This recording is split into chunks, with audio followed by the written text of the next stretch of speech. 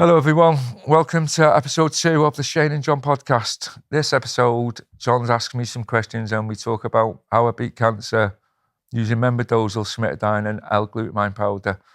We also talk about my upbringing a little bit, so if you could watch, we'd appreciate it. Please like, subscribe and comment. Thanks a lot.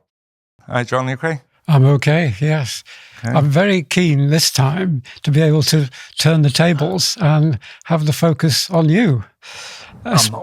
Especially as recently you've become quite famous for your videos, which to me are an amazing story, a really amazing story about how you managed to cure your cancer and how you've now, with a lot of guts, I think, been willing to share your experience with other people.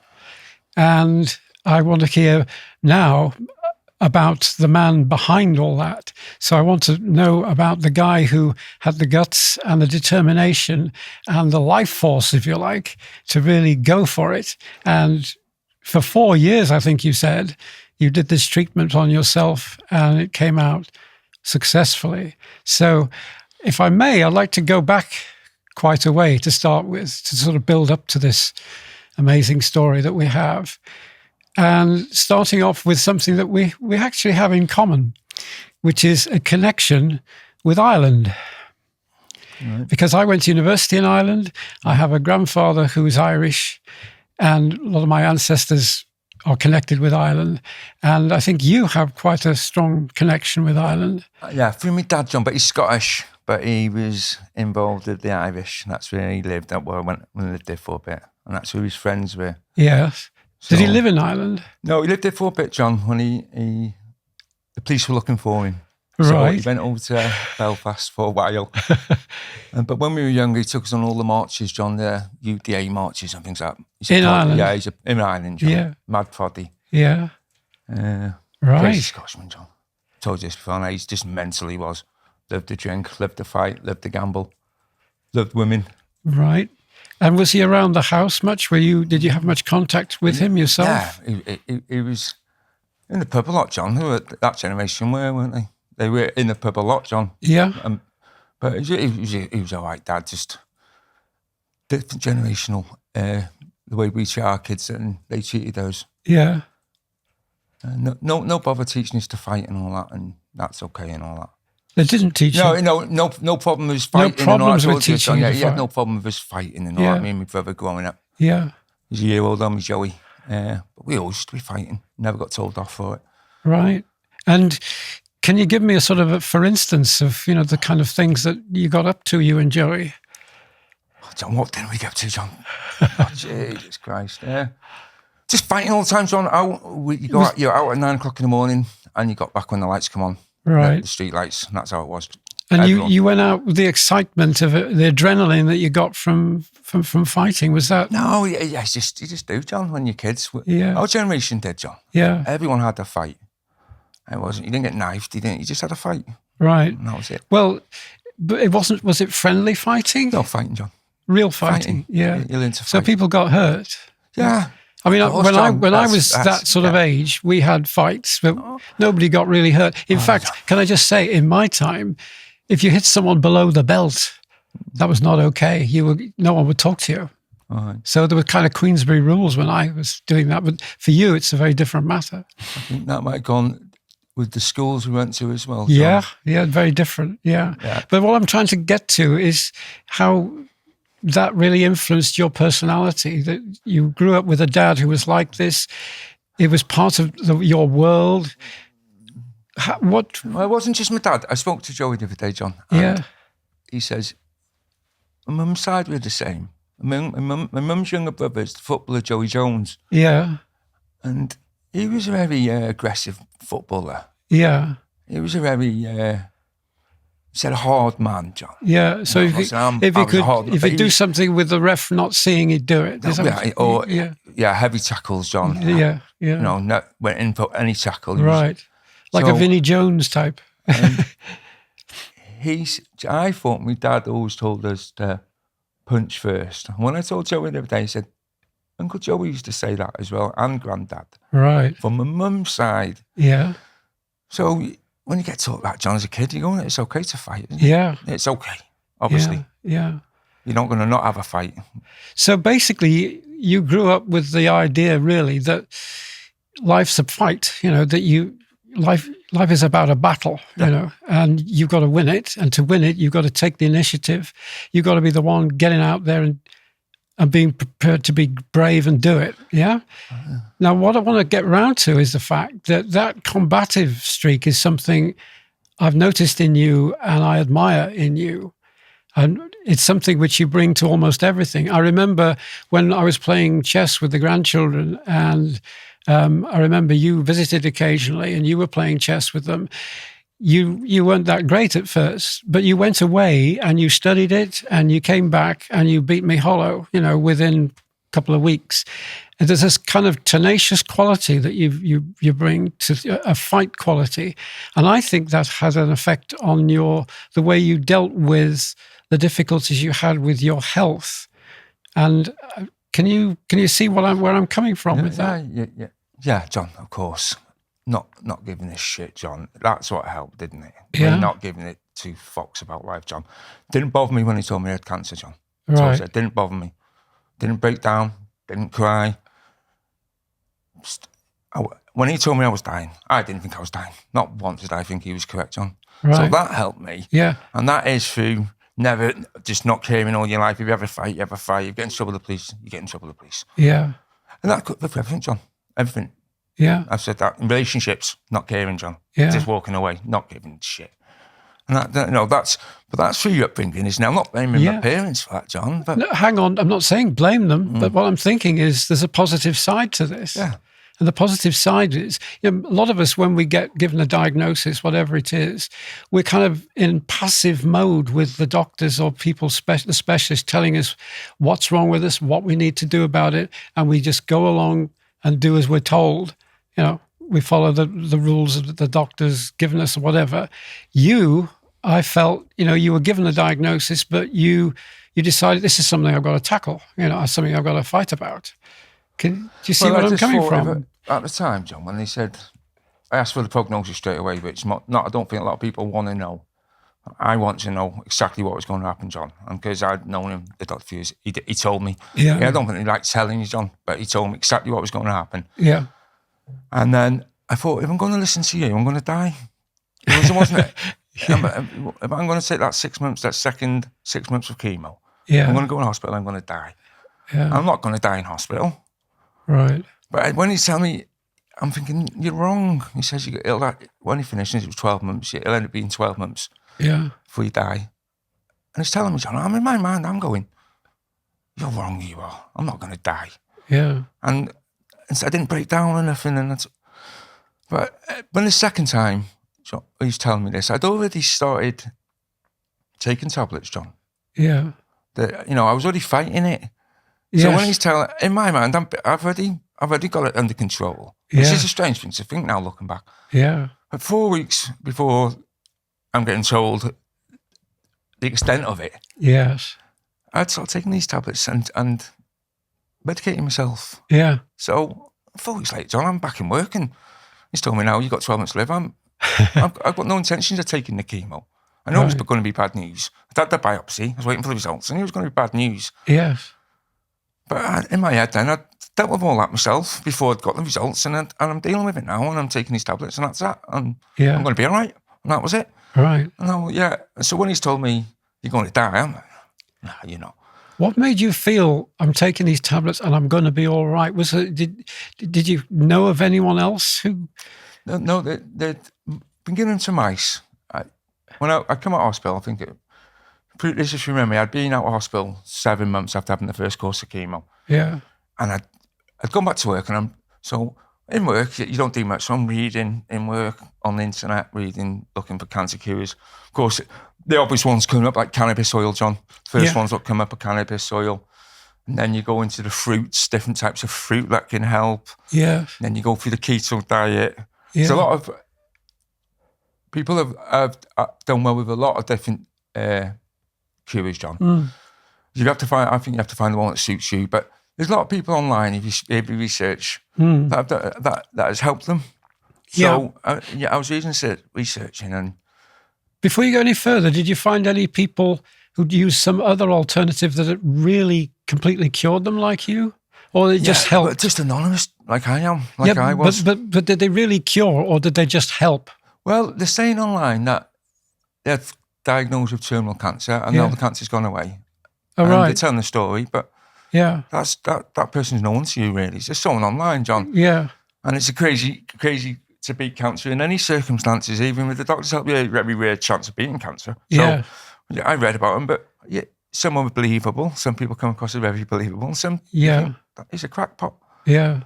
So you have to, but I'd read, and then about, say, 4 weeks before I got told that they think I've got cancer, and then I went black crap again. I'd researched a drug, and some guy online, it's an anonymous website. It's called Above Top Secret, the website.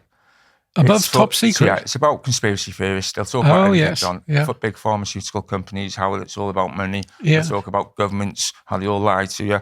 Right. A lot of it's moon landing, UFOs, a lot of different subjects on it, John. But when you do a lot of reading, you end up on these pages. So I've been a member on that for 10 years before reading this. So I'd read a lot of information over the years from this site. Right. And then is it readily available, this site? It's called AboveTopSecret.com. Pull it in Google. It's quite a well-known site, John. But right. It's people that don't trust the government go on it. You won't get, you won't get people that my mother would never read it. Or, I haven't come across it. So a guy called V. Elmo, his name was, he'd written up, like I call it, a thread about a drug called Menadiol. Yeah. So I didn't know what it was. And it was, the drug is anti-parasitic drug. It's used for worms. Yeah. Very similar to a drug called Fenbendazole, and this is called Menadiol. I can't really say the words, John, but they're very close. One's animal anti-parasitic drug. Yeah. And what I took, Menadiol, is the human parasitic drug. Right. Mostly used for children who have worms, John. Right. I didn't know that was the drug. I just read about it being this drug, and I didn't realise exactly what it was. So I read about what he'd put about this drug having very good results in America, in trials with mice. Right. But it also linked the trials and the research and how the science behind it on another link. So I read it all, but it did really go over my head. Yeah. I really went over my head, but I understood the basics. So yeah. And this was, so when I read it, I thought, right, quick search if I could buy the drug, and you could buy it in Britain, over the counter. It's called Olvex worming tablet, and you get them in a family pack of 4. So I realised you can get them easily enough in Britain. So I thought, if it comes back, my cancer, it's been about 6-7 months now, I'd gone back to work. Quite healthy, John. Put on my weight and all that. I was feeling really good. Like, on my way anyway. So, so I'd read about them, John. And I contacted this guy, and he called the animal. So I contacted him, and so when I got diagnosed, then John, I contacted him, and I said, "What would you take? I've been diagnosed with cancer." To this guy, and he says, "I'm not a doctor." He says, "I am not a doctor. So let's get this right." Saudi Arabia, and he was from Saudi Arabia. But if I had what you had, this is what I'd take. Fair play. And he just told me what dosage and how heavy I am. We worked out, and he says, and then out of the blue, he said, "And if you're going to take this, if you're going to take it," he said, "I'll take another drug." So he said, explained how the Menadiol worked to me, which went over my head. And he said, "Take 3 100 milligram tablets a day." This is what he said. Yeah. He also said it's got, Menadiol has a low absorption rate into the bloodstream. Right. So you need to get it into your bloodstream quick. Yeah. And there's a drug called cimetidine. Yeah. And the cimetidine is an histamine tablet. Yeah. So he said, take that, and that will help the absorption rate with the Menadiol. Right. And this is what I'd take if I was taking that. And so I had a chat with him, John. And then he also mentioned L-glutamine powder, which is an amino acid. Yeah. And he said he'd also take that because his cells will be damaged, and that'll help build up his white cells. Basically, if it was me, John. Yeah. So I thought, right, I'll just do that. So I got hold of them all, John. Right. One drug was very hard to get hold of. Yeah. Cimetidine Was that all just in one conversation with this guy? A few emails back and forth, John, to him, sorting it out. Yeah. So I decided what I was going to take. I was going to take 3 100 Menadiol tablets a day. I took 1 in the morning, 1 about 2 o'clock in the afternoon, and 1 8 o'clock at night. Yeah. And I took cimetidine tablets, 4 of them a day, which were 200 milligrams. I took 1 of them the same time as I took the Menadiol. Yeah. And in the afternoon, I just had an extra one. Right. Did forget now and again, John. Yeah. But, I took them every day for 4 years, John. I didn't have a break. Went on family holidays. How did you know how long to take them for? I didn't, John. I just had to guess and I took them until I'd been in the all clear for 2 years. Oh, I see. You've been in the all clear for 2 years. 2 years. I took them for another 2 years. But at the time, I didn't have a clue how long I was going to take them, did I? I didn't know what dosage. Literally, we guessed the dosage. Yeah. We literally guessed it, haven't we? Yeah. My mindset was, my train of thought was you take 3 to 4 tablets a day when you go to the doctors. Yeah. So chances are that'd be right, even though 100 gram. That's how my mentality. I thought so, and I thought take these, and if you get ill, if you have any side effects, you can always stop taking them. Yeah. But don't take too little where they won't do anything. And if you're going to do it, overload yourself and see what happens. Yeah. And then I took the L-glutamine powder, which is an amino acid. Yeah. I said, but I took that. That comes in powder form, John. And every morning, I got a big teaspoon, scooped it in, and threw it in a pint glass. And poured milk on top, stirred it up, and drank it. Yeah. And the recommended dosage for that is 5 grams a day, and I was taking roughly 50 grams in the morning of it and 50 grams at night. 10 times the recommended dosage, what it says on the pack. And this was prompted by this chap? Well, he just said, take that. Overload yourself. And I researched it as well, and it says it's very hard to overload on this amino acid. Right. Your body will absorb as much as it can and then discrete the rest, and you won't have any side effects from it. Yeah. But so I just thought, right, just take them, John. Yeah. So I dosed myself. I said that I did them every day. Over the 4 years, I maybe forgot a few times, went on holiday, whatever, out drinking and not gone home or whatever, John. Yeah. But I took them every day where you wouldn't notice. I took them every day. Right. And I said, so that's it. And I spoke to this Elmo, and he seemed like a nice guy, John, but I said he wasn't a doctor. Yeah. I did contact him after. Yes. And he didn't believe me at first when I told him I was had the all clear. What authority did he have? He didn't have none, John. He just put this. He's just a conspiracy theorist saying, why isn't this drug being looked at? Why isn't this drug getting talked about for cancer when they're having such good results? But you had faith in this guy. Well, somehow. It's a strange story, John. It is. Christ, looking back, of course it is, John. Yeah. And as I've said to a lot of people, when it all happened as well, I'm taking these drugs, and then the cancer's gone away, or all what happened, I still had in the back of my mind, John, that the placebo effect. Yes. As you say, the way I am, a fighting man, and determination. Nothing knocks me down, John. Nothing. I just get on with things, don't I? Everything that's happened to me in my life, nothing bothers me. I just, I'll be all right. And that mentality, believing that drug worked, could have took an aspirin, and you could have beat cancer maybe, because your mind's that strong of an organ.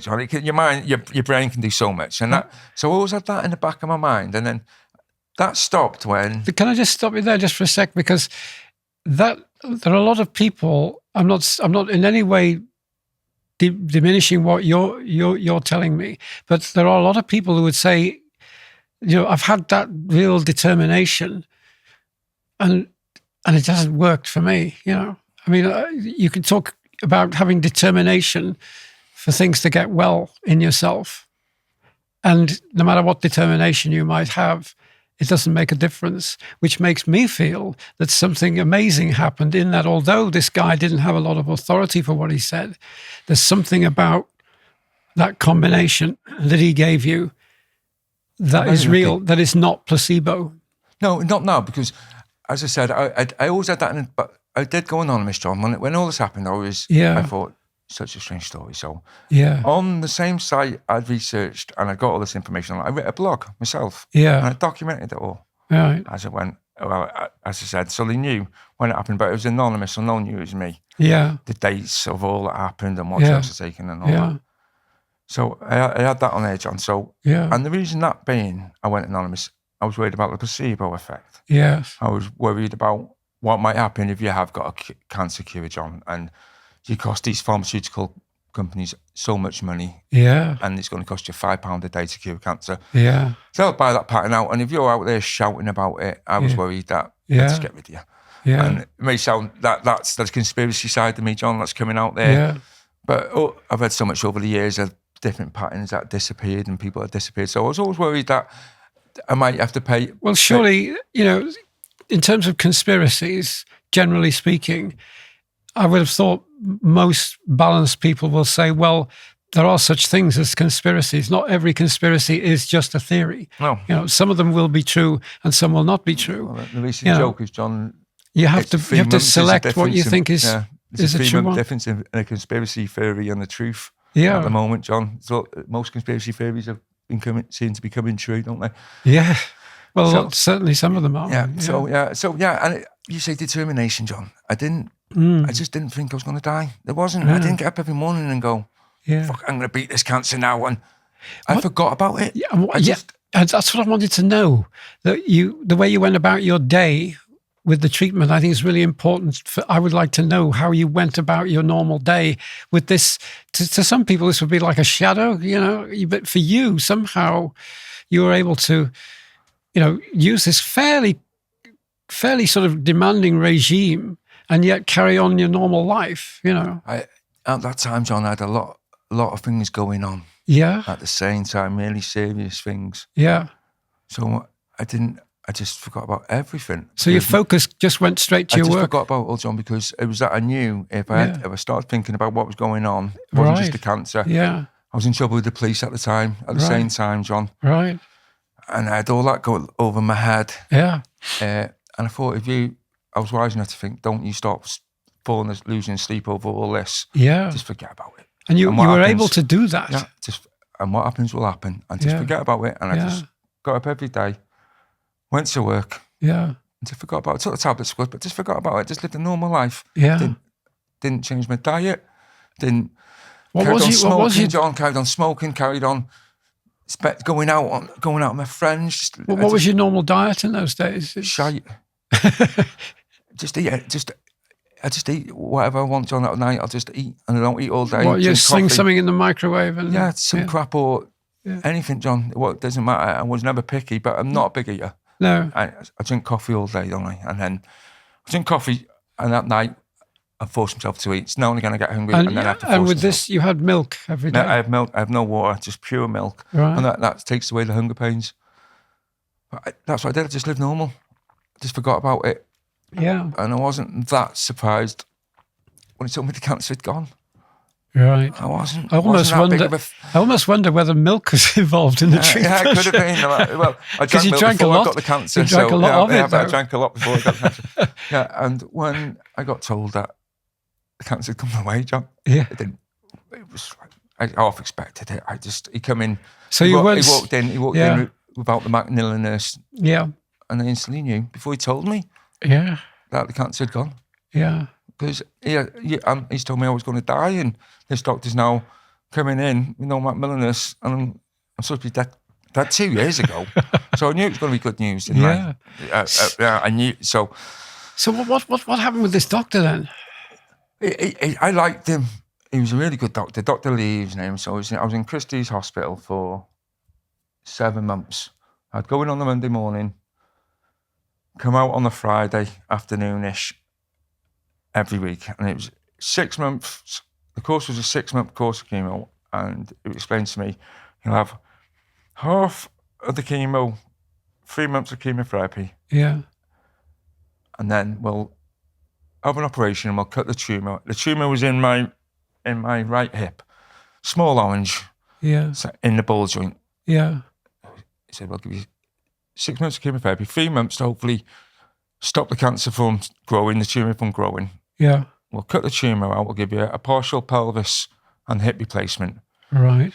And then we'll finish off the 3 months of chemotherapy. Yeah. And then you get monitored from there. They did say they thought about losing the leg, John, but where it was like, they were going to do this way. It hadn't spread down the leg too bad. Right. So they were just going to, from there upwards is all metal, John, around there. So this is how they explained to me. Right. First of all, before that, they were going to, they wanted to do a biopsy, John, for the tumours. Yeah. I know that's the second time, right? So they did this. So I was in there for 3 months, John. They cut the tumour out, John. And then told me after that, they sent it away to the lab. And I come back and they said, the chemotherapy isn't working. We were hoping the tumour would have killed the tumour or at least stop the growth. Yeah. And it's had no effect whatsoever. Yeah. He said, but we've got it all out. Yeah. It was a good operation. Well, we've done everything we wanted to do. So there was no secondary? No, it was just there. Right. And I said, the operation went well, but the chemotherapy hasn't worked. Right. So you know. But our advice is to finish the course of chemotherapy. Yeah. You're halfway through it. Yeah. And if you've got any cancer in your blood, residue cancer, hopefully the chemotherapy will stop it from spreading. Right. I see. But we don't know that. Right. But we have to be honest and tell you it's not worked until now. Okay. Yeah. I'd lost loads of weight then. I was halfway through it and hadn't really started doubting the chemotherapy by then. I was still quite positive. Yeah. Hadn't broke me by then, John. I was still, all right, okay, we'll finish it. Yeah. Bad news about it not working, accepted that, but let's finish it off. Right. It's not that bad. I've done it. Let's get it done. Yeah. Yeah. So I finished off, but by the end of that session, I was fucked. Yeah. I was so ill. Yeah. Lost all the weight then, wasn't eating, getting depressed, which is not me at all, but I was looking at everyone dying in the hospital. They were coming in, they'd be dead within a week. Oh, right. Shipped out. Yeah. And you're watching that constantly, aren't you, over the 6 months. Yeah. And then you'd stop. I would stop people in the lift and I'd say, hi, how are you getting on? And they'd say, oh, I've got 2 weeks left to live.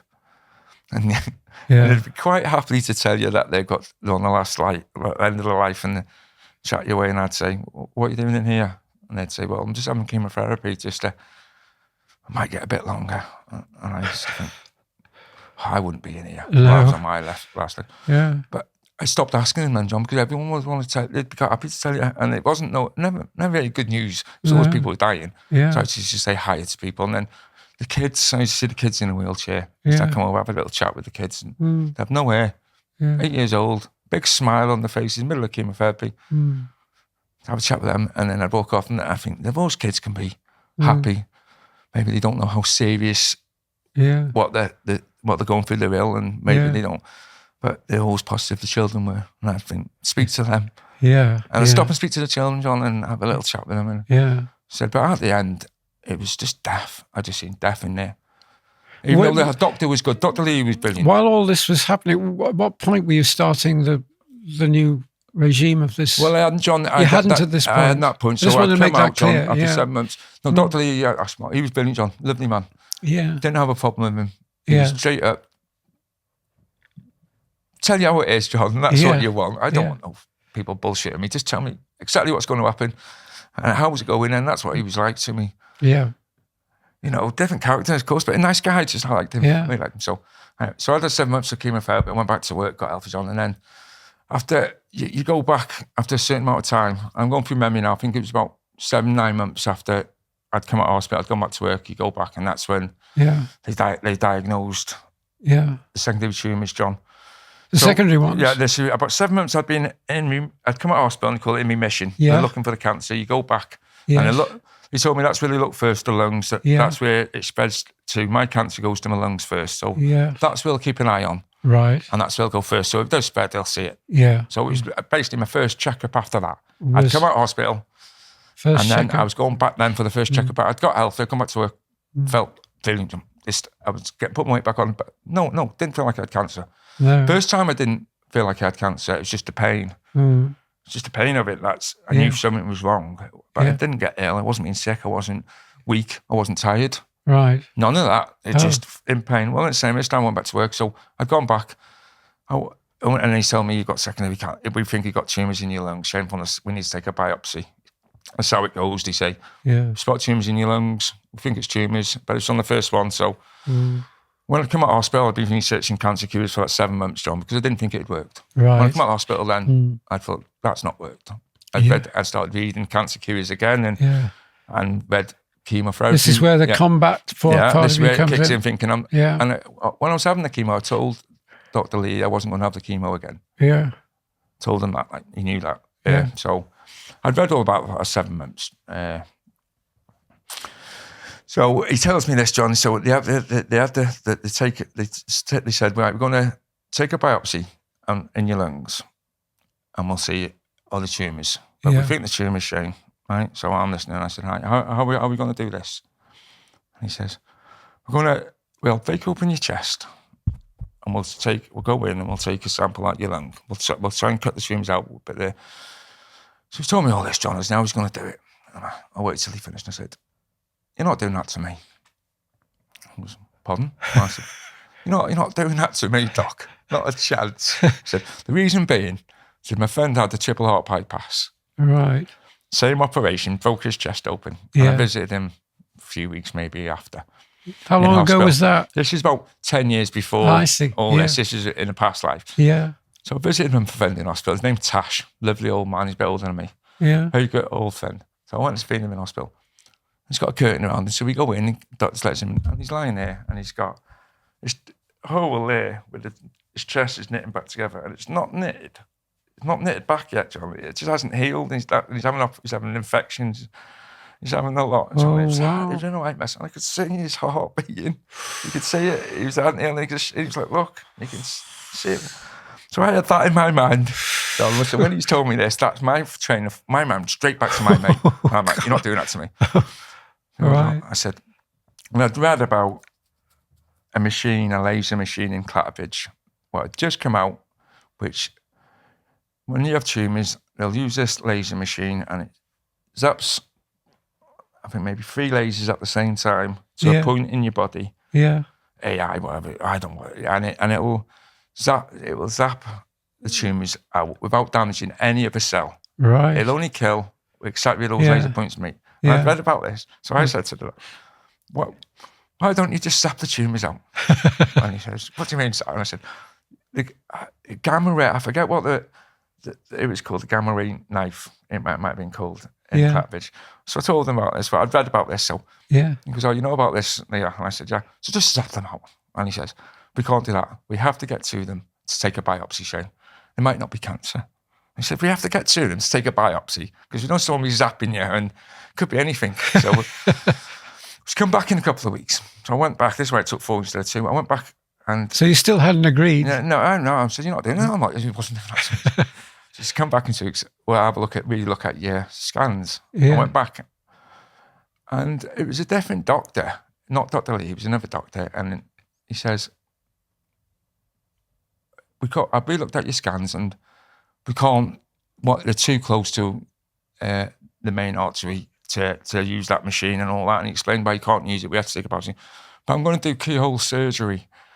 He says, I've looked at it again and I think I can go in your back with keyhole surgery and get to the tumours and we'll take a biopsy that way. And I was thinking, if I wouldn't have said nothing, John, they would have done that and they would have had me on that table. Yeah. Nurses, doctors, all prodding me, having a look. You know, so that's what they do. I'm not, that's not conspiracy theories, John. They have to train each other. Yeah. They will, you're just a piece of meat when you're asleep on that table. And they'd let air I also thought they're going to let air to the cancer, which isn't a good thing in my mind. Right. So they'd done a keyhole surgery. And then, as I said, it come back cancerous, John. Yeah. And this is when, so I'm back to Lee, he says... You're back to the original doctor? Yeah, I'm back to Lee now. He's a lovely man. I've gone back to him, mate. And he says, right, it's come back. They are cancerous, secondary cancer, Shane. We want to give you 6 months of chemotherapy. Yeah. Right. So without even hesitation, John, I said, I don't want it. And he says, I knew you'd say that. He said, I've told him about this illness already. So you weren't going to have it. Yeah. Now, in his own words, John, he doesn't speak like me, but Yeah, I'm just paraphrasing the conversation, John, how I remember it. Yeah. Which I might remember a bit of it wrong, John. As I said, hopefully the doctor will come on the podcast. I'm hoping to get him on. Oh, really? My memory might have been slightly different, John. Yeah. So he said, and that's when he explained to me how it spread. And I said, I don't want the chemotherapy, so tell me. I said, well, what's going to happen? And then he says, so I remember this before, liver, lung, it goes to your lungs, liver, kidneys, and then it'll spread. It goes up the body, basically, and then it'll eventually get to your brain. Yeah. And that's when you're non-compos mentis. I think I always say that wrong, but non-compos mentis. That's right. Yeah. So he says, if you're not going to have the chemotherapy, no. When he's telling me this, I'm treating myself already. You've got to think of my mentality. I've already started taking these tablets, so you've started. I'm not dying. Yeah, he's telling me this. I've got 12 months to live. What was the point at which you actually began to take them? As soon as he said, we think you've got tumours in your lungs. You went home on a and CT scan. I didn't wait for the biopsy. Right. Went straight to the chemist. Straight to the chemist after that. Started taking them straight away. And then in my mind, that's dealt with. I dealt with all the, I've got cancer. It's all sorted, yeah. But what he did say, which I thought, which is give me some good advice, he said, you need to go home. He said, if you're not going to have the chemotherapy, you need to go home and you need to speak to everyone who's involved in your family, your loved ones, children, you've got children, your partner, but whoever, just go home, he says, and you have to tell them that you're not having the chemotherapy. Yeah. Because when you're at the end of life, when you're dying, he said, and you're at the end and you're in the hospital. Yeah. It's quite honest, all right. And he said, it's too late. And they always want to give you chemotherapy. And they always want and it's no good then. It's not going to work. He said, and you've got to tell them that you've made your choice now and they can't do that. And it's your choice now. And at the end, there's no treatment. You've refused the treatment. Yeah. So go home and tell them that it's your choice, which was hard.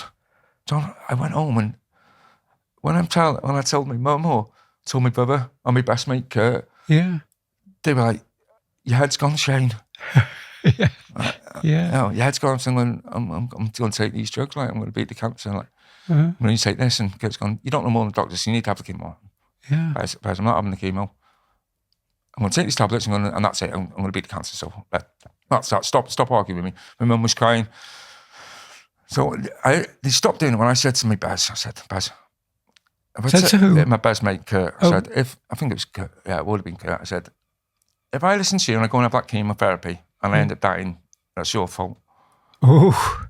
So you know, I'm going to blame you. Like, yeah. if I listen to you and I don't do what I want to do. Did you say that jokingly? No, I said, I'm going to blame you. I'm going to lie in that death's door. Right. I've had that chemotherapy and it kills me. Yeah. You're to blame for that, okay? And he said, I went, just let me do what I want. Yeah. Just help me.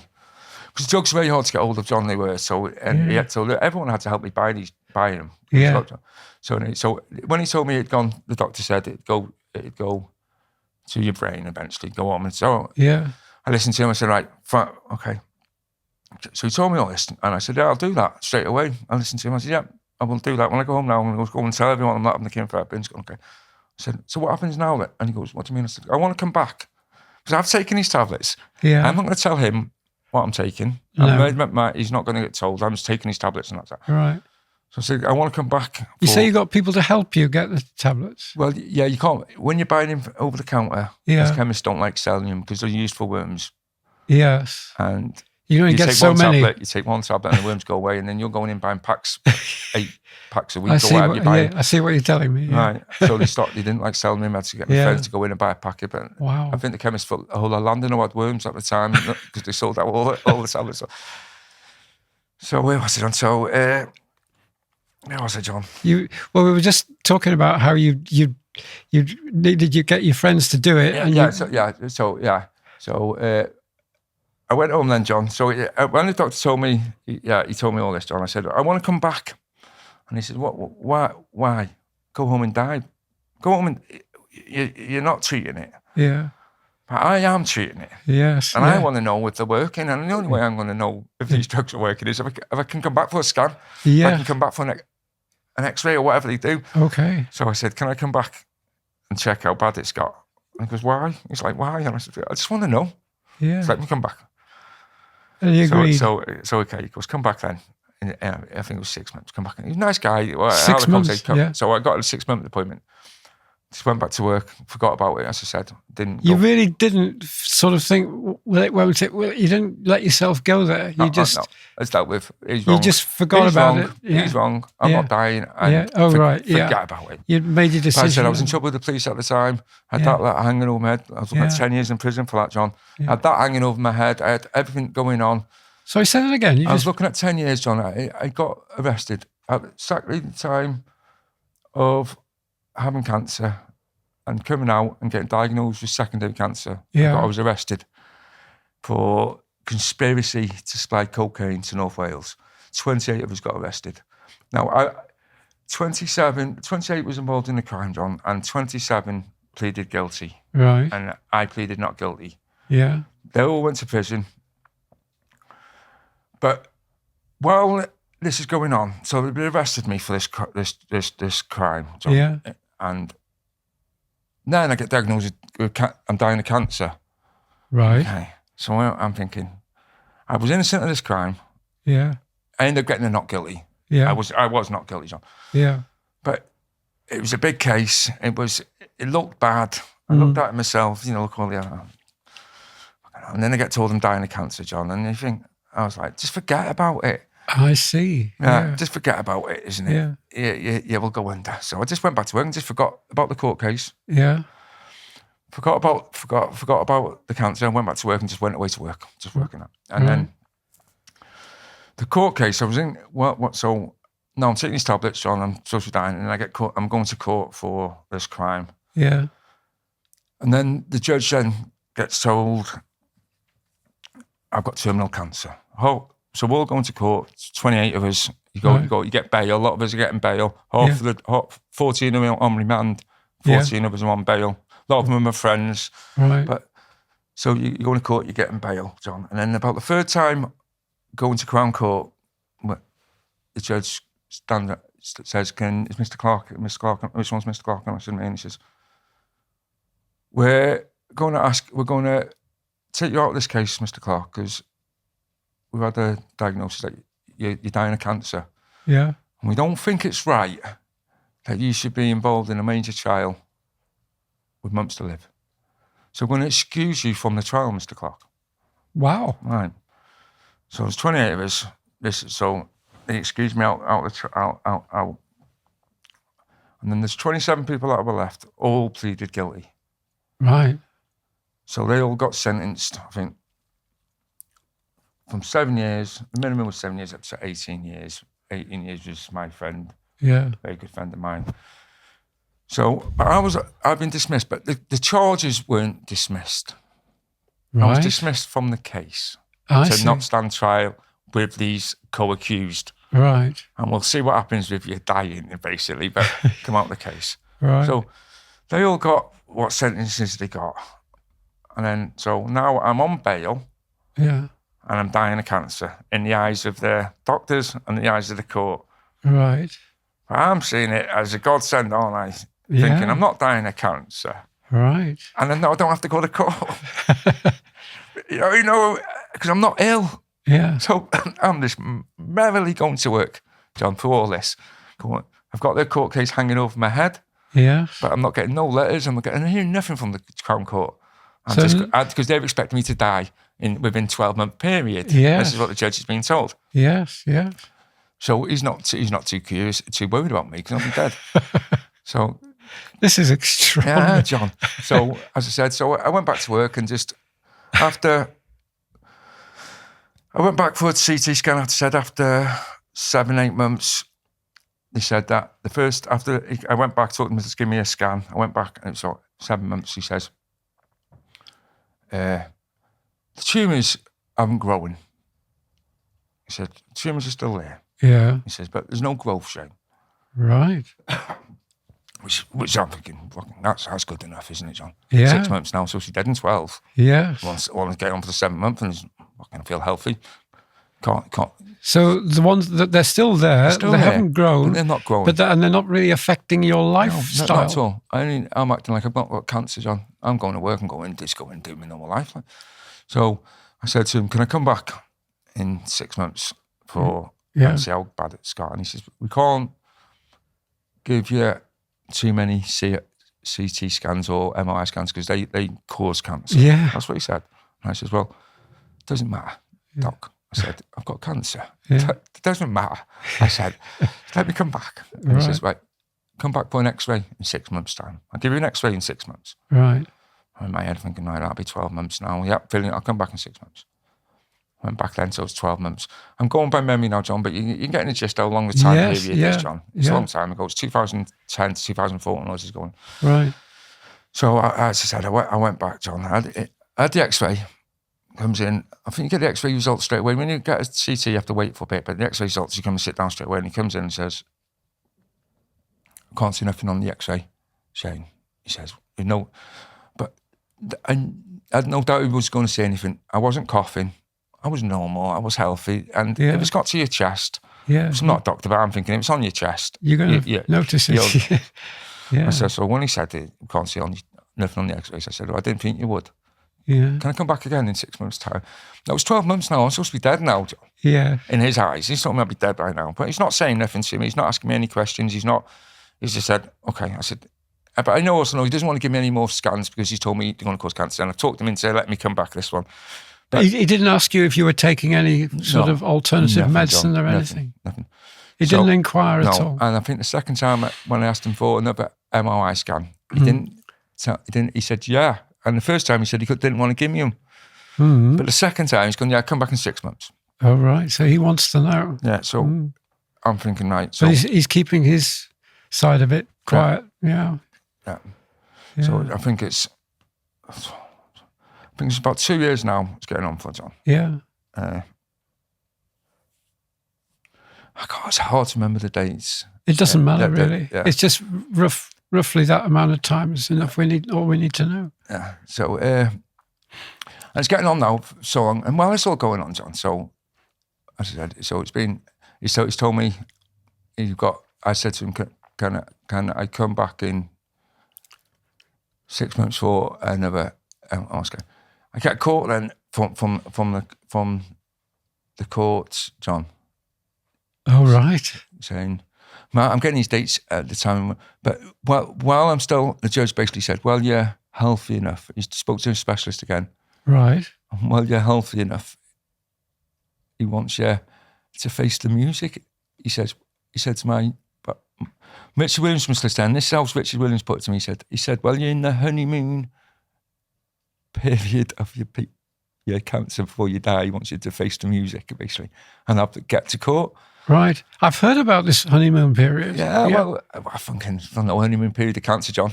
Well, it's not honeymoon. It's never a honeymoon, John. Well, no, it's just that I know a lady who had esophageal cancer, and when she went into treatment, everything went wonderful for a while. Sadly, it didn't last. But I did notice this phenomenon that sometimes people do get that. Okay. Well, yeah, I know what he meant. Well, I'm still healthy enough, and I'm supposed to be dead by now, and I'm healthy, John. He wants me to come and have the trial before I die. And I thought, well, I've been on bail for a long time. I've been a long time. So I went to court, John. I had the trial, 5-day trial. Yeah. Where when I was first arrested, there was 28 of us in the dock, and it didn't look good. Everyone involved in the case they were gangsters. They looked like gangsters. They had tattoos on their faces. They were in and out of prison, these lads. Yeah. And I'm there proclaiming my innocence, John, stood in the dock with 28 people. It looked bad. Now I'm stood in the dock as a dying man. Yes. On my own. Right. Yeah. Different story now, isn't it, John? They'd all been put in prison. Yeah. So all the evidence is, I know it's solely intentionally on me. Yeah. But that's all it is. There's no one talking about these lads are involved in other cases in Birmingham for 20 kilo or whatever. Different jury and all that. Yeah. And so the jury, and of course, in the jury, it come out during the trial that I had cancer and I was dying. But during the trial, John, it come out there was no evidence. And now, I always say it was 10 years too late, John. You know what I mean? But there was no evidence, John. Right. But they just didn't want to let the case go. I don't know why. They'd had 27 all put in prison. Until the last one, I was dying of cancer, and they were determined to get me in front of that dock. So I had a 5-day trial, got them not guilty. Yeah. Brilliant. So that was dealt with. Right? Not that I give it much thought. Yeah. Anyway, I'm not. They said, for the court case, they said, if you plead guilty, we'll give you 7 years. If you get found guilty, we're going to give you 10 years. That was I got told that you're welcome to plead guilty before the trial starts, you'll get 7 years in prison. Right. And I thought, well, if I get 7 years and go to prison with cancer, I'm going to die. Yeah. I'm not going to be able to take the tablets I'm taking. I'm not going to be able to get them in prison, am I? I'm taking these tablets to cure my cancer. I'm not going to be able to get them. It's a death sentence. Yeah. 7 years or 10 years, doesn't matter. Yeah. I probably lost 2 years or a year in prison. So I just thought, I'll have a trial. Got not guilty. So you Google it, John. It's all on there. It's all online. It's not. I'm not. You know, it's easy to read, John. It's you know, I was found not guilty. So that was dealt with, which is great. Back in work, and I said, and then I'd gone to court. I'd gone back to the doctor then for the second scan after the X-ray. So it was about 18 months or whatever it's taken, John. Yeah. And he says, he comes in, no Macmillan nurse on his own, and straight away I knew that the cancer had gone because he's always got the Macmillan nurse with him. Anyone who has cancer will know the Macmillan is a brilliant. They do a brilliant job, John. Oh yeah, brilliant. they do. Yeah. But that's what they're there for, in case you can't cope and you break down. And they even help the people surrounding you. And they're trained to spot these weaknesses and not weaknesses, but they know, John, to say the right things and help you. Yeah. I never had much to do with a woman, as I said, because I didn't have to. But, so he comes in and then he explains to me, you can't see the tumours in my lungs, and I can't see your cancer, John. This is what he says and that. So, but he's still not told me. He's asked me any questions, John, and I'm thinking, oh, where do we go from here now? Right. So, can I come back in 6 months' time? Yeah, come back in 6 months' time for an X-ray. Yeah. Because I'm back 6 months' time. Yeah. Let's see nothing, John. Which I didn't not expect. I'm healthy, John. I'm back in work. I've got court cases gone. I'm healthy in work. The cancer's gone. Yeah. You know, I didn't need confirmation off him that the cancer's not there, John. But I'm only going back because I want him to ask me, what drugs am you taking? I'm curious. Yeah. Why this doctor's not asking me anything? I'm supposed to be dead. And so this is a real mystery. This is. And it's, I won't say it's annoying me because I like the guy. Yeah. It's starting to piss me off. Like, I'm thinking, if that was me, and I'm told to give someone a diagnosis of 12 months to live, I'm sat here 2-3 years later telling him his cancer's gone. Yeah. I'd want to know what's going on here. Yeah. Let's get to the bottom of this. Is something's happened here? I've misdiagnosed you, or what? You're taking drugs. The cancer just doesn't go away on its own. That's what my thought was. Yeah. That'd be my thought. I've made a mistake. Yes. He's not dying, and or he's done something. Yeah. And I'd have to ask, my curiosity, I'd have to ask, but he hadn't asked me, as I said. So I said to him after the X-rays, can I come back again for another MRI scan? And he agreed to that. Yeah. So I went back in work, John. Life's good. Working, no cancer, no court case, just getting on with life. But before I'm going for this last one, I said to the girl I was with at the time, well, the girl I'm with now, Georgia, I said, once I go in this day, I'm going to film him, which goes against everything I believe in, my back life, might talk to the police, don't grass, don't keep your mouth shut. Yeah. You got a problem, you tell it how it is, you don't never be fucking sneaky. If you've got a problem, you tell him. You don't be fucking sneaky. But I wanted proof that. Yeah. I wanted the reaction when today I was going to ask the doctor when he's told me the cancer's gone, which I knew it had. Yeah. I'm going in there not expecting bad news. The cancer's gone. Fucking, I'm good. Yeah. So, but I thought when he tells me this time that the cancer's gone, I'm going to say, why haven't you, doctor? What's going on? He told me I was dying, and now he's saying the cancer's gone. What's going on? Why haven't you asked me what drugs I'm taking? In my head, this is how it's going to go. Yeah. And I want proof of his reaction. I want his natural reaction. So I said to Georgia, just can you film him for me on my phone? Film him. Just don't show him. Just keep the phone in your hand. Just have it there. And then when we go in there, I'm going to have the conversation, film him. And then so she came in with you? She came in with me. Mm-hmm.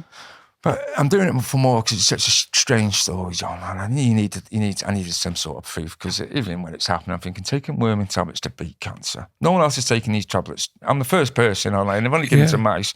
Yeah. And it's just strange. So I thought, let's just film him because at least you got proof about the cancer's gone and see what his reaction is when you tell him about the drug. Yeah.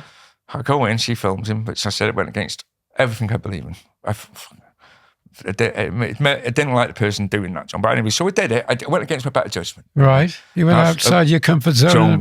Yeah. Went in, sit down with the doc, like, can't remember exactly how it went, but he tells me, your cancer's gone, Shane. We can't see any cancer. It's been a while now.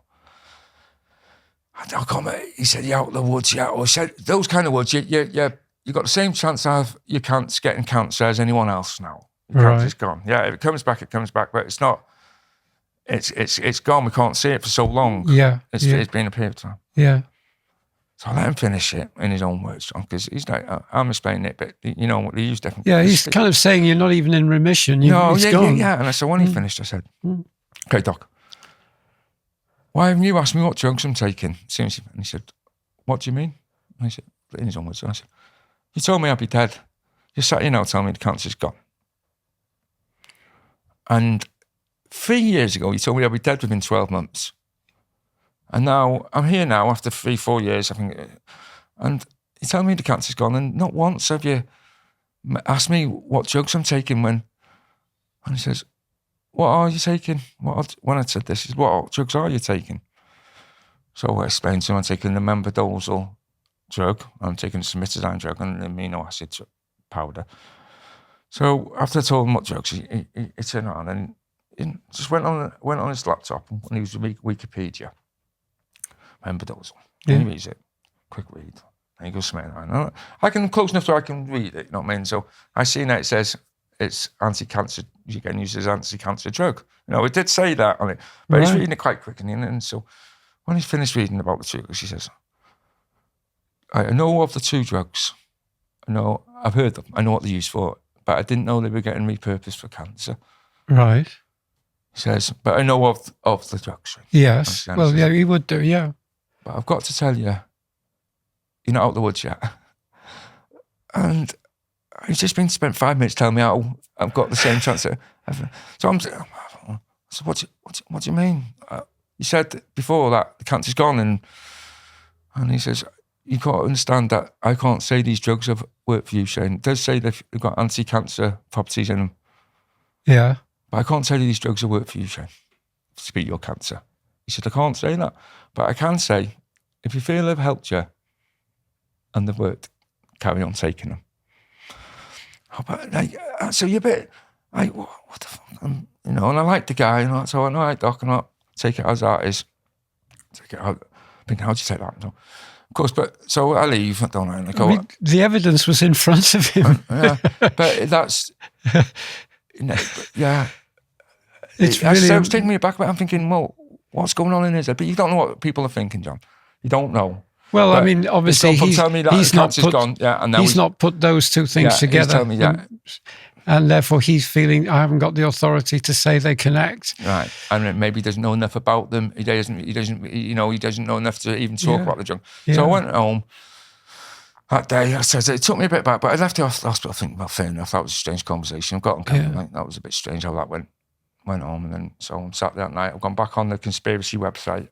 I'm wondering whether he researched it himself afterwards, privately. Did he? I wonder. Did you know? Well, I went on. That's what I said, John. I went that night. I went back on the conspiracy website to write down what had happened. Yeah.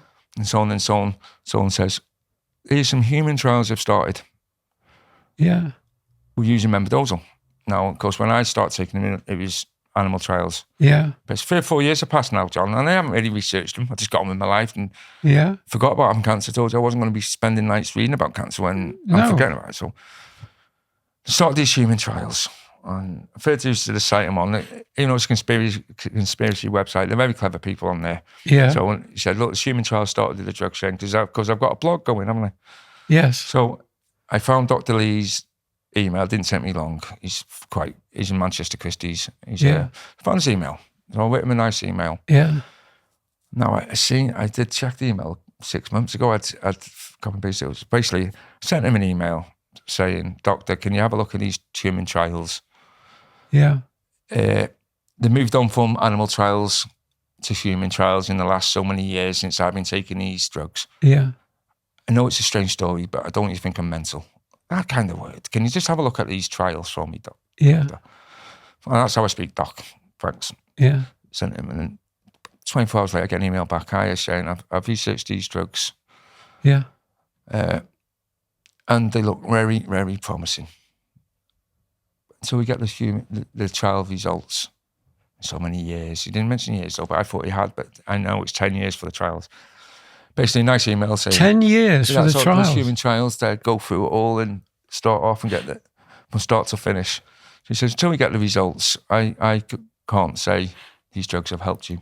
But as I mentioned in the office, if you feel they helped, carry on taking them. Right. Lovely email. Basically, he wasn't telling me not to take them. Yeah. But he's basically saying, I can't tell you to take. I can't tell you they've worked. Yes. And I understand that. Yeah. You can't put his job in jeopardy. He can't. He's, and exactly. And he doesn't know the work, does he? I don't. No, I can't. No, I just don't know the work. As you said, you got the placebo effect, haven't you? Yeah. So I'm claiming these tablets have worked for me anonymously, aren't I? Yes. Yes. So I said. So we sent a nice email back, John, and that was a long time ago. So it was 2014, maybe. So I just went back to work completely. Forgot about it, John. Yeah. Didn't go back for any checkups. Yeah. I'm in the all clear. I carried on taking them for 2 years after, 2.5 years. So a total of 4 years I took them from start to finish. Yeah. And then I stopped taking them because I thought, well, you won't know if they've done the job until you stop taking them. And well, exactly. Yeah. You're the first person who's taking them. So do you carry on taking them for life? Risk of having liver problems, kidney problems, or whatever any drug takes for so much period, because I've been taking them for 4 years. Yeah. And I'm having no side effects whatsoever. I'm still drinking that glutamine, I'm still taking these tablets every day, and I'm not having no side effects. So I'm thinking, so what do you do here? Wasn't the money, £5 a day. Did you tail them off, or did you stop them? I just stopped. Stopped straight away? Just stopped? Yeah, just curious. Just thought, well, let's see what happens. Wow. It wasn't the money, it's only £5 a day. It wasn't nothing like that. It was, my health was going downhill. I had no reason to stop taking them, apart from being curious if it'll come back or not if you stop taking them.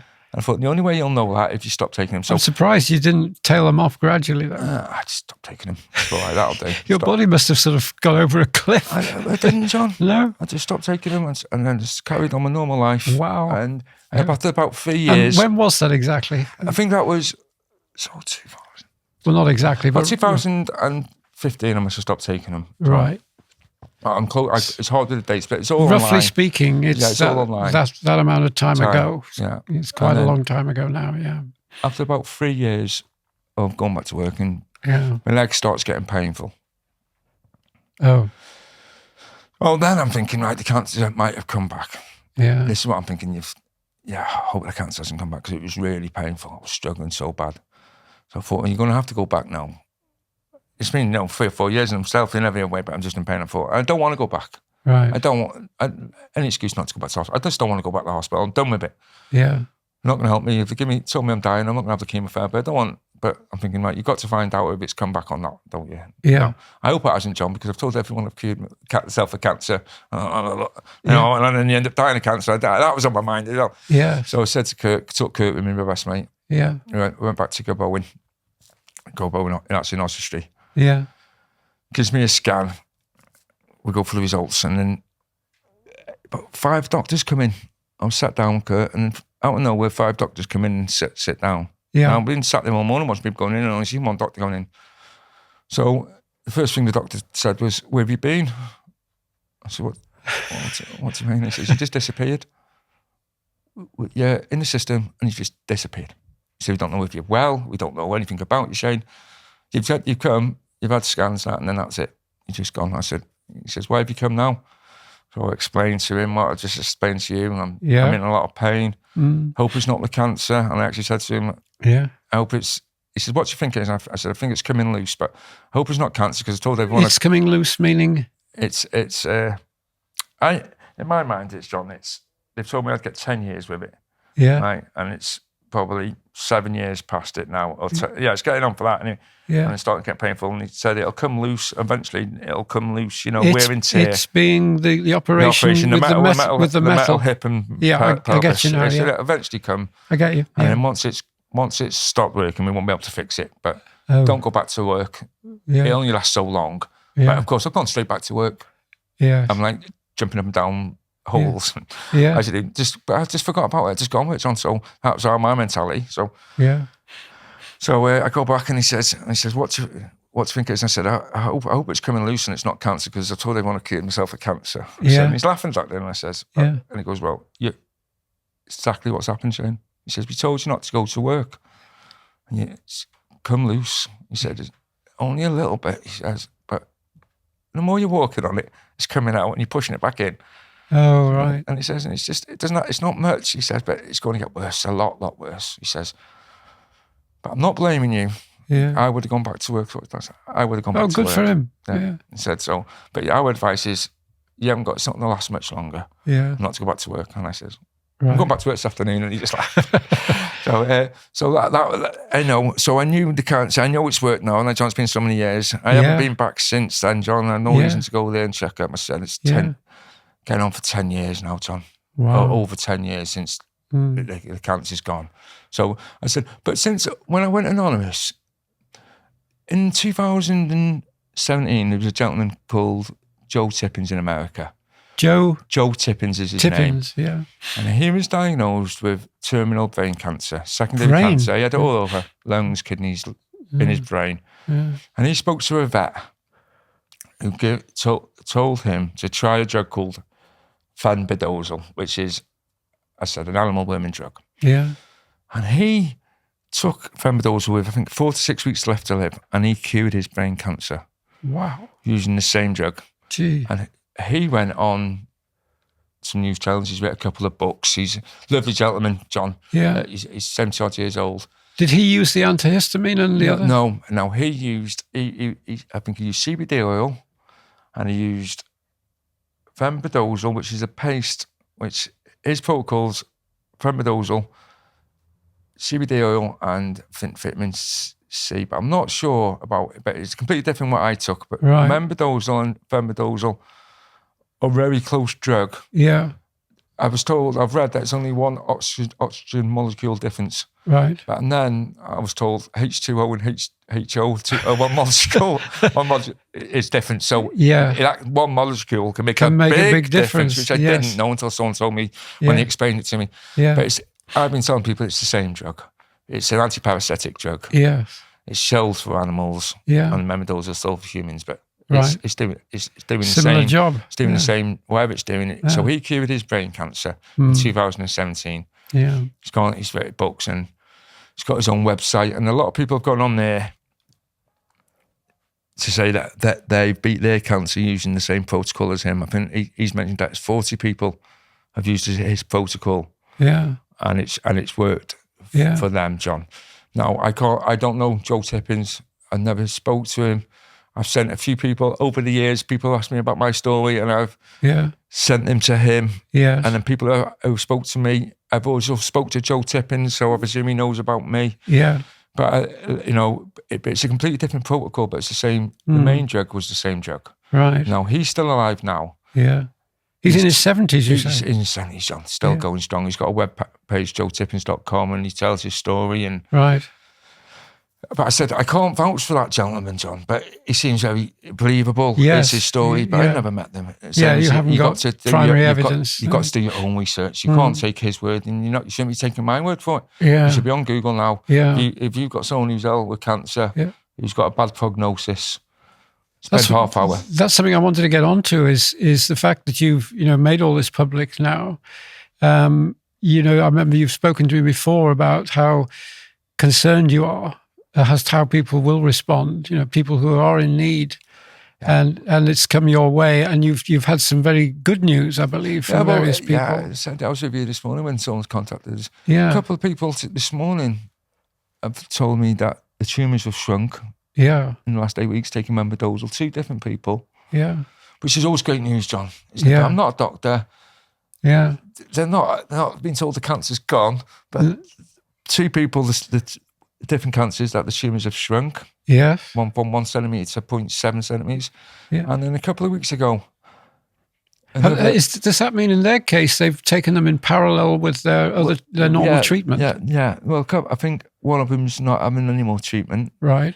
But the other one is. Then the other one is. And then a couple of weeks back, maybe 4 weeks ago, another lady I'm in contact with, her neck has shrunk. And she hasn't, she's waiting to go back. Yes. But the one this morning, she said that doctors were very, very surprised about Oh, the really? tumour. Yeah. Yeah. So, Yeah. but I said that's just anecdotal, isn't it, John? And Well, yes. until it's used across the board. I mean, essentially, you're telling your story because you feel people should know your story. You're not tell people to do what I did, John. Persuading people John, in any way. No, as I said on my I think first it's important that you're telling your story because you feel people should know your story. But it's up to them to make their own judgment about how they use information, really. Yeah. And I don't want them to do what I did and die, do I? No, exactly. But if I said on my first video or the second video, if you're ill, you've been in a hospital, you've had chemotherapy, radiotherapy, whatever they do to immunotherapy, there's so many different things, and none of it's worked. Yeah. You go home, 6 weeks, 6 months, whatever. The treatment now is palliative care. Yeah. We're not going to try and beat this cancer. We're going to make you comfortable. Yeah. That's when you might as well. Yeah. But that's why you're never going to get a proper consent if it works or not, because it's always going to be at the worst. People are going to try this drug at the worst time when everything else has failed. Yeah. Which then is you're at your end of life. Yeah. No, so the chances of anything working is very slim. But so if you got diagnosed, which no one's going to do, it's a big thing, but you get diagnosed like I did. Yeah. And then you take it straight away without the treatment. Yeah. And it just firstly found it, and you get. If other people, like you said, first time they've had cancer, like we've seen, and they tried it. Yeah. Didn't have chemotherapy, and found some tumours in your lungs, and you just took it straight away. Yeah. Without the chemotherapy. Yeah. Chance are you got a better chance of it working then, haven't you? Then you have after 6 months or 8 months of chemotherapy, and everything else has failed, and you're ill and you're weak. Yeah. Yeah. But no, you can't expect anybody to do that. You got to take the cancer treatment, what they offer you, because it could help. But this gentleman you spoke of in America, he had it all. He was on his death's door. Well, exactly. So it worked for him. That then reinforced that it wasn't the placebo effect, didn't it? But it also reinforces the notion that even if you're a long way into your illness, you could still recover, because he's an example. More than in that sense, he's more of an example of it than you. The other way, you are correct, Jake. So it can help at the end of life. Yeah, and he's a very lucky man, isn't he? Yeah, I see it as in if you before chemotherapy, before radiotherapy, and your body's still relatively healthy, and then you get diagnosed, and those drugs have got a far more chance if there's anything in them of working than it is after you've had 6 months of chemotherapy. You're weak, you've not eaten, you're depressed, your mind's weak, and you got that mindset that you're dying. And you take these drugs. Mindset might have a lot to do with it. And your mindset's going to be low, and then taking them drugs is going to, that drug, you're not helping that drug at all. Because but that's not going to happen, which is understandable, because you take any treatment they offer you. When you get told you've got cancer, you take it because you're fight or flight, and you fight. So you don't know better than the doctors. They're trained to treat cancer like you. They see other people every day. So if they say you need... Well, the doctors don't know everything about everything. But when you get told you've got cancer and they say, right, you need chemotherapy, you're having the chemotherapy. It's after you research it. I don't think everybody's going to take that decision. Well, not necessarily. Well, as I said, I did. I took the chemotherapy. But exactly, it does help people. It's not cancer. Chemotherapy does help people, John. Oh, yeah. I'm not saying it doesn't. It's just not many people. I'm not in any way saying it doesn't help at all. No, I'm not doing that. What I'm saying is not everybody will choose it depending on their life circumstances. People, look at the prospect of it and make what for them is a good decision. I think. Yeah, and this helps one person. As I said, I've had 3 people recently tell me that it's helping them. But if it's helped me and it helps those siblings and it helps another one person who's dying and the families are going to lose a loved one, like John, it's worth doing. It's worth doing. It's worth doing. But you also don't want people to walk out of hospital who's having chemotherapy, fuck the chemo, and go and I'm going to take these drugs, and it doesn't work and they die. And that chemotherapy might help them. You just don't know. But just because I refused the chemotherapy the second time, I wouldn't expect anybody else in my situation to do what I did. No. I believed they were going to kill me with the chemotherapy the second time. In my mindset was, they will kill me this time. They nearly killed me last time, and don't go down that road. Yeah. So, and then my mindset is I'll be all right and all that. Yeah. It worked out, John. Yeah. long time ago now. It's another lifetime ago, that. Yeah. I'll tell you what, it's something that struck me while we've been talking is that there is actually a connection between this episode and the first episode. Yeah. In that cancer is what we've been talking about mostly this episode. But if I think back to my episode, I'm talking about a way of life which is closer to the way primates are supposed to live their lives. And if you go to most of the tribes, the hunter-gatherer tribes, according to Jared Diamond, who knows a lot of people who've lived with the tribes, has lived with the tribes himself, he says that most of the non-infectious diseases, like cancer, like some of the autoimmune diseases that we suffer from, but particularly I'm thinking of cancer, is very rare. Is that because It's very rare. The food's what they feed us, John, and they don't have all this shite. And it's the emotional And the emotional strength, I think, has a lot to do with it. And you've talked today about the emotional input that's gone into your treatment. I mean, the way you've handled it, the way you've approached it, I'm sure must have a bearing on the way it turned out. yeah, well, that's what your positive thinking, John. But then you got this Joe Tippins who's 70, and he couldn't. I was 40 years old, positive thinking, not give a shit about life. It always been the same attitude. Yeah. And then you've got a gentleman who's 70 who's got all he's dying. He's got terminal. He's got 4 weeks to live. His mindset, I'm presuming, is a lot different than mine. Yeah. Well, You know, he seemed like a very well-spoken gentleman. yeah. He's, gentleman, just a bit like yourself, you know. I wondered when that was coming. Yeah, John. Yeah.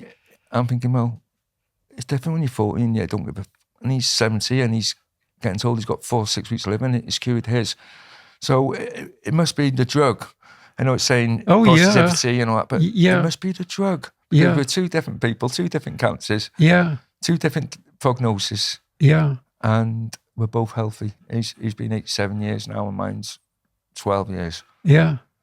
So I'm quite confident that it's the drug. It's the drug that's worked now, John. I'm not in any way decrying that. But positivity. But what I'm thinking is that you wouldn't have gone in for that regime. You know, you wouldn't have gone against the doctors. You wouldn't have said, you know, you're not opening my chest. You wouldn't have done a lot of those things if you hadn't had your fight mindset. Yeah.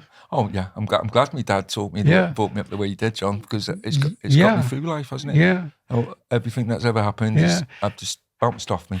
Yeah. And the other connection we have is that you went against medical advice, and it worked well for you. You did with your boys. And I did as well. I did for my twins. You know, so they only know what they're taught, these doctors, John. Yeah. You know, you've got to think for yourself. You do. And everybody is different. Yeah. And people have got the opportunity now to use the internet and see what's out there. They don't have to listen to the doctors as much as the past generations have had to, and from authority. You can go online now. You can question these people without showing disrespect. If they tell you so, you can go online, you can check what they've just told you is correct and look at alternative answers to things. You know, you have to spend that time yourself and make the effort. But you don't have to accept everything these doctors tell you, or anybody working in government. You don't have to accept what they tell you for the truth. No. Spend a bit of time, question them. That's what your mind's for. Yeah. And hopefully you'll learn something. And I remember somebody saying to me that it was a retired teacher saying to me that he regarded doctors as advisors, informed advisors, not dictators. There's that's been lost, hasn't it? Yeah. And it's trust the science and all that. And this is lucky. I didn't trust the science before. I trusted my own science and not the doctors, didn't I? Yeah. That's, you know, I've always questioned everything I get told. Trust everything, always have done. That's helped in it. Me looking and thinking, there is things out there, isn't there? And they're not going to tell you. Mm.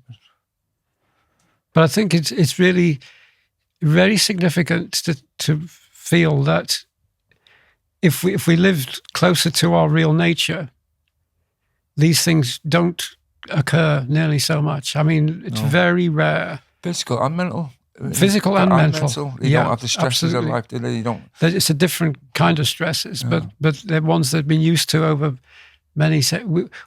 What's happening with us now in Western societies? We're adjusting to an environment that is suddenly very, very different from what we've been brought up to for thousands and thousands and thousands of years. Suddenly, in the last few centuries, we're imposing, this new regime on ourselves that a lot of us don't handle very well. Yeah, it could be the foods, it could be the stress what we have, which they don't have, do they, John? And all that. It's everything could be causing cancer. You can't pinpoint why cancer is so prevalent now. But they didn't have it. They don't have that. Well, yeah, that's what I'm saying. There's got to be a reason. Yeah, there's something is not fitting properly with what we're built for. We need to take a longer view of what our nature is. It's though he's trying to understand us just from the way we've experienced ourselves in the last 1,000 years. We've got to go way, way back and respect us as animals, as primates, with certain requirements, certain needs. Frank Lake used to talk about we're born with a sort of shopping list of things that we're expecting, and a lot of those things that don't come our way anymore. No, or at least if they do, they come intermittently and we don't have power. I won't go into what was going on in my podcast again now, but I just want to connect it with this because I think it's important for people to realize that what you went through and what people are going through with this awful thing is something which is a modern problem. Yeah. I think people dealt with mental health and things like that, John. Their normal health would be a lot better, wouldn't it, with a lot of people in it, because having bad mental health, John, and needing help and not dealing with it can cause physical problems. Exactly so. Yeah. Exactly. So. And as I said, when I got the cancer, I had a lot going on in life, and I didn't ever consider why it come on. No. But you look back at that time, there's a lot of trauma going on in my life, a lot of stress, yeah, a lot of grief, which you bury, which you deal with it in your own way, whatever. But can you tell me a bit about that? Just my little brother died, John. Your little brother died? My little brother died. He was a lovely young lad, and then at the time, within a good few years, my father died. One of my longest friends died from school. My niece. How old were you when these things happened? I was in my late 30s. All this was going on. Right. I'm not sure of all the dates, but my younger brother died in a car crash on the A55. He was 24. My brother Joey, he had a crash and lost his youngest daughter, who was 10, on the same road within a 12-month period. Then my dad died, and then I've got another brother he's only my half, but his son died in a tragic accident at 14 at the same time in Thailand and was drowned. All this was going on, and then and then you get cancer. You think, is it linked? And I didn't think deep enough at the time to link it all. But when you look back, you think there was a serious shock to your system. There's a lot. If it does trigger cancer, there's a lot of triggers to be going on to trigger an illness. Yeah. But I wasn't thinking that deep where I was analysing why I'd got cancer at the time. No. But now you look back and you think, that period of my life was a crazy period. And then you get ill. Yeah. You think, you don't know whether it's connected or not. Wouldn't be surprised if the stress of life does trigger cancer. Well, I don't want to pinpoint it too much because I don't want anybody to know who it is, but I do. Not that long ago, I knew a couple who lived, let's say, in our vicinity, and a lovely couple, and very welcoming to me when I moved to the area. And he quite suddenly died of a heart attack, and she was someone who didn't have a lot of local friends. They'd moved in and lived together for about 10 years. She relied very much on his sociability for her contacts, and she was kind of on her own after that. She didn't have children and family around and so on. And I think within a year, she had cancer. And within another year or two, she died. So, okay. And people that, the parents have cancer, John, is cancer in the family. Quite often you hear of a couple of years down the line, someone else getting cancer and the stress of them having cancer. And you always think, is that connected? Why would they? Because they've had to deal with that, and it's the stress of trauma watching someone else have cancer. Well, hopefully people will start to deal with trauma in a more, enlightened fashion in the future. Yeah. I mean, I know already with the book that I've put out that so many people are just not wanting to go anywhere near the kind of things. I talk about the underlying layers of our problems. The lady with the lonely state of affairs because the men you wouldn't be surprised if people had therapy that the cancer rates would drop. Well, I wish someone would do the research on that. Yeah, that's how you'd find out, wasn't it? I mean, you just wonder if someone, was able to express their grief in a loving, nurturing community setting. They were able to really express that grief.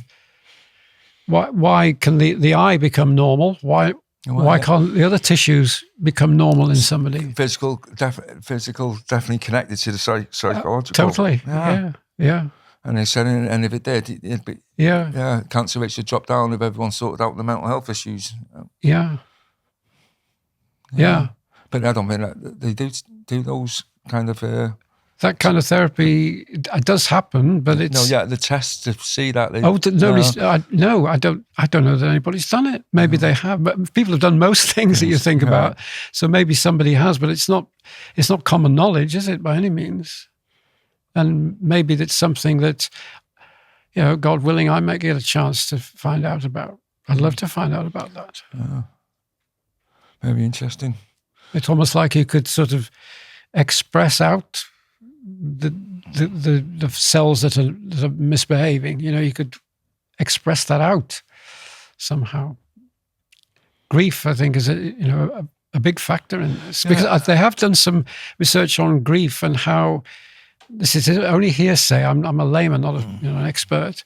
That the T lymphocytes take a big dive when you grieve. Well, I didn't, and especially if you don't grieve outwardly. I didn't grieve at all, so John. So I'm saying if you don't grieve outwardly, no crying, it's even worse. No, it's just everyone dies. Yeah, that's how I dealt with it. We all die. Yeah, but that's bottling it up in some. That's so. Not dealing with it, you're just burying that, I suppose, by saying that everyone dies and didn't cry, and then through everyone who died, we all die. Sooner or later, we all go to the same place. Yeah. So, but none of that crying and reminiscing and wishing and people grieve differently. Well, one lady who I had considerable amount of therapy with myself, she said that the grieving is an important part of being a human being, and it's a way in a natural way, we deal with loss. Although that's why me getting cancer in my body. That's my body, my way, my body dealing with the grief, with the instead sense of loss, loss emotionally. And yeah. You don't. I don't Could know. be, John, because I didn't deal with it. I just buried it. Yeah, I still buried it. Still don't talk about it. Still not grieved. Maybe there'll be an opportunity for you at some point. No, we're all right, John.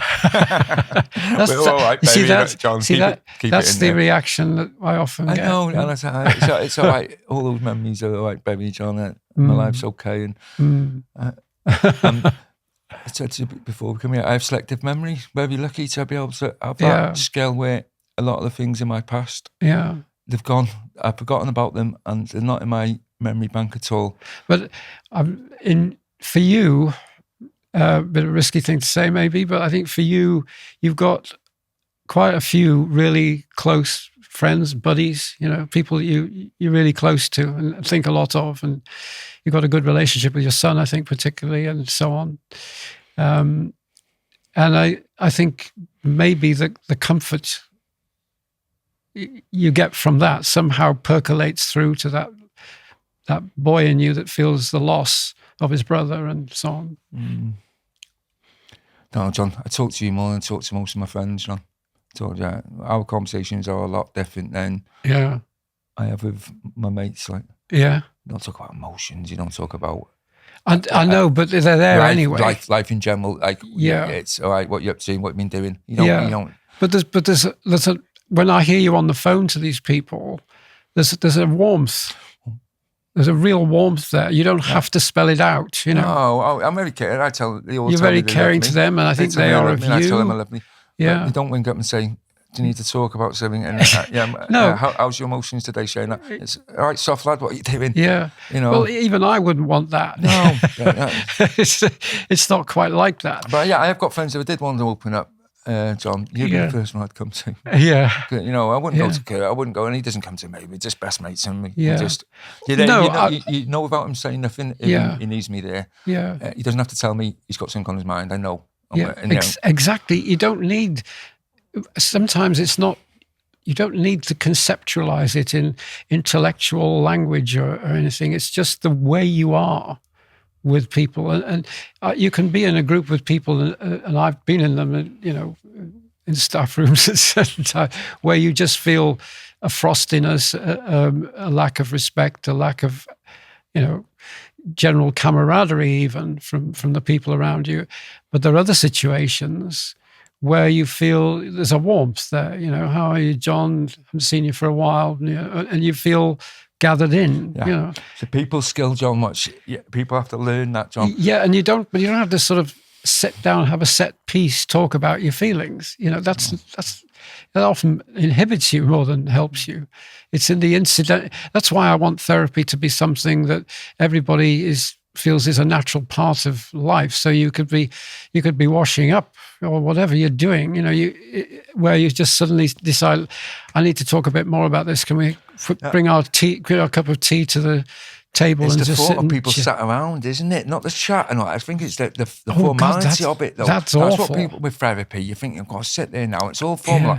Yeah. If you thought about it, you're going to have a coffee with your pals and all that. Yeah. You wouldn't give it a second thought, but you feel like you're anxious before you have to open up. You're thinking, what's going to happen? And if you just thought, I'm going for a coffee, and then it ends up talking about your emotions. Do you know, I'm glad you said that, because I spent some time with someone that we were living in the same house, and she had a serious diagnosis.